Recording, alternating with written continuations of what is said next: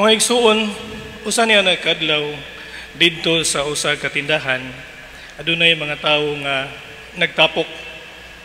Ambot kung nabagka to sila social distancing, basta kay nagtapok sila.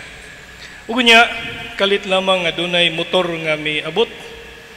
Ningon siya, "Mayong buntag ninyo, ma'am, sir.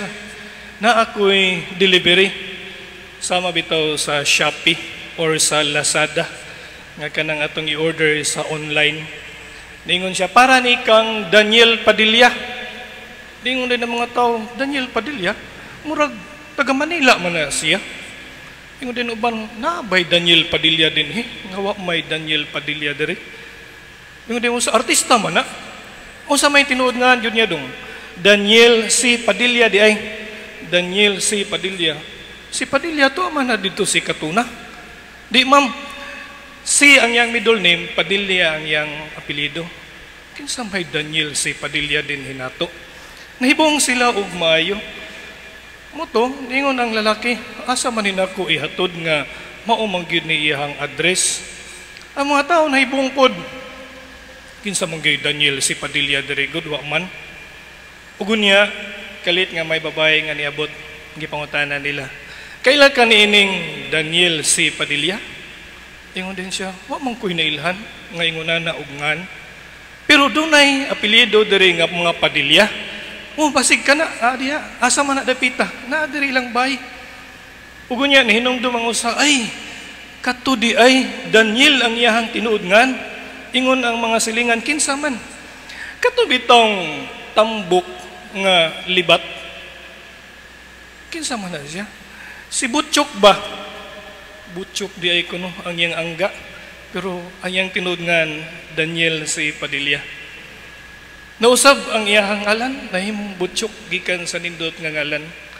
Mga igsuon, kita ang uban siguro nato nindot og ngalan, maayo kay og ngalan. Apan usbon sa uban, siguro tungod sa ilang makita nato o tungod baka sa depende sa nindot o sa dili kayo nindot.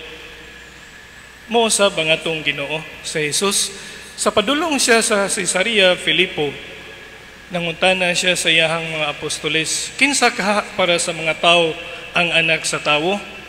Kinsa man kaha ko para nila?"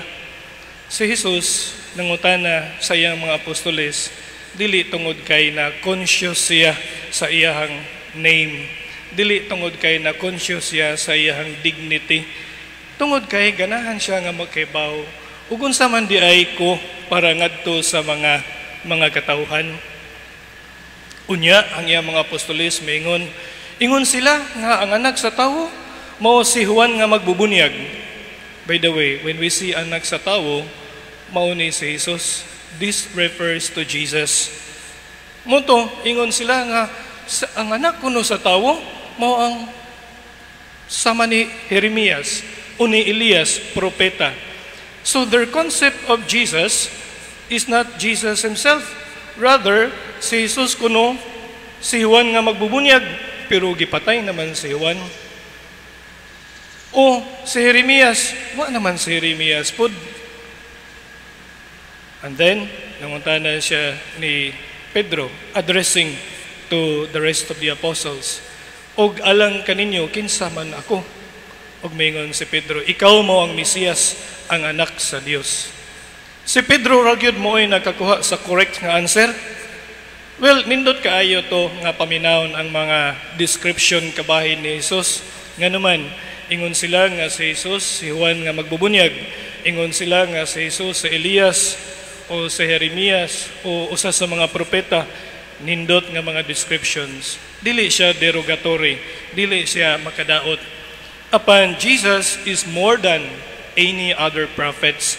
Mas labaw pagid siya kumpara sa ordinaryo nga mga or common kasagaran nga mga propeta. And Peter got it right. Why? Because when we say Messiah,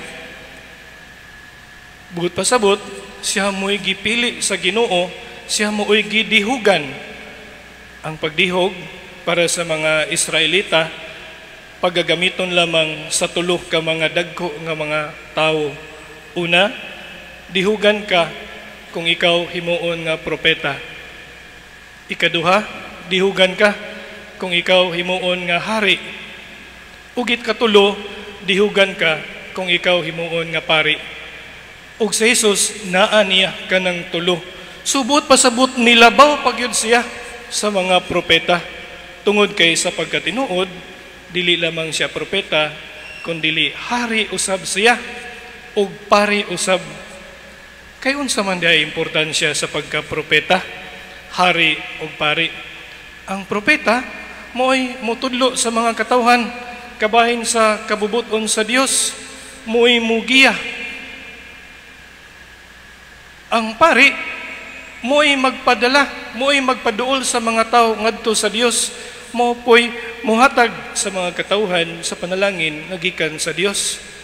Ug ang hari dili ingon nga mo'y magbuot sa imong kinabuhi nga magmando nimo sa unsay angay nimong buhaton, kundili ang hari mo'y mualagad kanimo, mo'y mo protektar.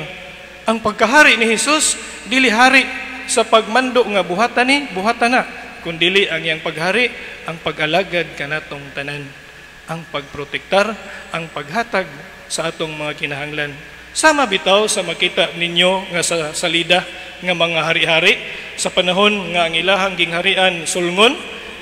The good king or a good king would be the first to lead the soldiers. Siya mo'y una nga mo atake.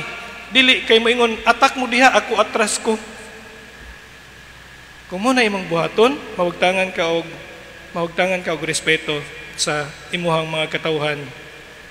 Talawan man day ni atong hari, abi ba namo og isog ni og andam nga motabang kanamo, andam ra man day ni nga modawat nga serbisyuhan.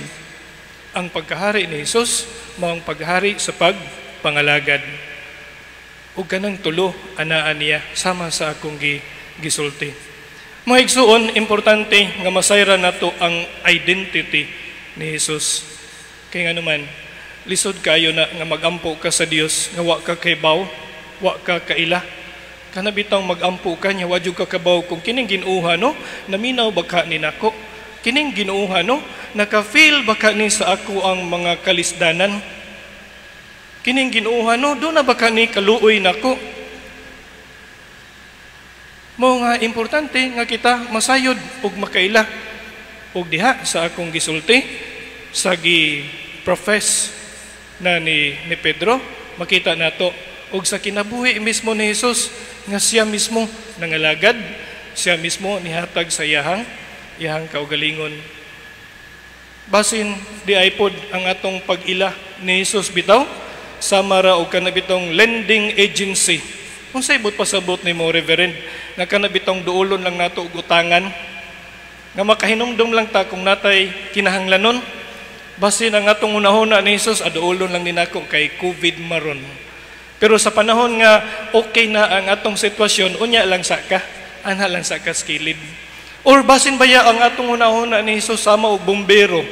Kung sa ibot pasabot bumbero, tawga to kay nay sunog, tawga to kay naatay kinahanglan. Ug sa panahon nga wa natay kinahanglan niya, sama bitaw nang maglakaw-lakaw ta diha sa merkado, kuan sa atubangan, matagbuan nato tong bombero ba nga nagpasirit ba og tubig sa atong balay para mapatay ang kayo, di nato tagdon ngano man human naman. No, basin di og inguna na atong relasyon, atong idea kabahin ni Jesus. Mo nga nindot nga atong pamalandungan ini atong ebanghelyo karon. Unsa man di ay ni sa Jesus alang kanako, kinsa man di ay ni siya.